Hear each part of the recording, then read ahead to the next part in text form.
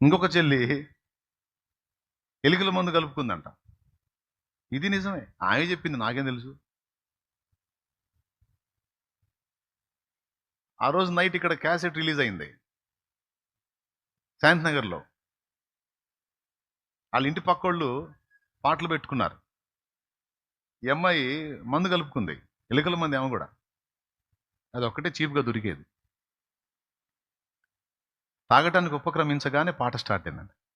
అవసరాన్ని బట్టి అగ్ని వంటి శ్రమలు కలుగుచున్నవని తెలిసి కలత చెందబోకు.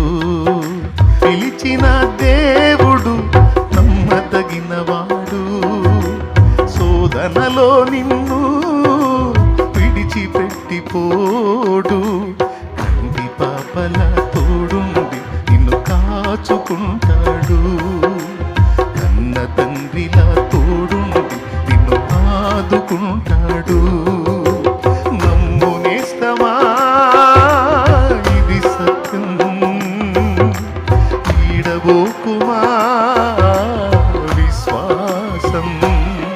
నీ ఆశ నిరాశ కానే కాదు, వేదన ఎందుకు? నీ కన్నీరు కలకాలముండదు, తలతే చెందకు. నీ ఆశ నిరాశ కానే కాదు, వేదన ఎందుకు? నీ కన్నీరు కలకాలముండదు, కలతే చెందకు.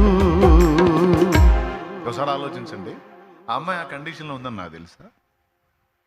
నైట్ క్యాసెట్ కూటం జరిగింది, పెద్ద కూటం జరిగింది, క్యాసెట్ రిలీజ్ అయింది, అయిపోయి అదంతా పనులన్నీ అయిపోయి నేనేడో అడ్డం పడి నిద్రపోతున్నాను. నేను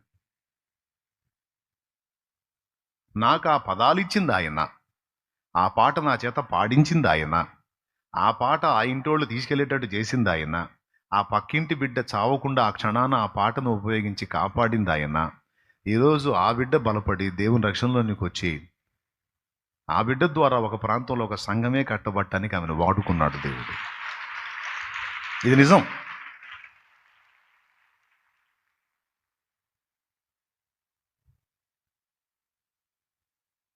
చిన్న వయసు, 2 పసిబిడ్డల అమ్మాయికి భర్త చనిపోయాడు. ఆ పరిస్థితుల్లో తనకి బ్రతకటం ఎట్లనో అర్థం కాల. భర్త ఉన్నంత వరకు ఆయన ఆమెను చాటేసుకొని ఏది తక్కువ కాకుండా చూసుకున్నాడు. ఇప్పుడు తన బ్రతుకు రోడ్డు పాలైంది. ఎట్లా చేయాలి, ఎట్లా బతకాలి, పిల్లల్ని ఎట్లా బతికించుకోవాలి అని ఊహించుకొని అది జీర్ణంగాక ఆమె ఆ పని చేసుకోవాలనుకో. ఇట్లా ఎంత మందిని ఆయన కాపాడాడో.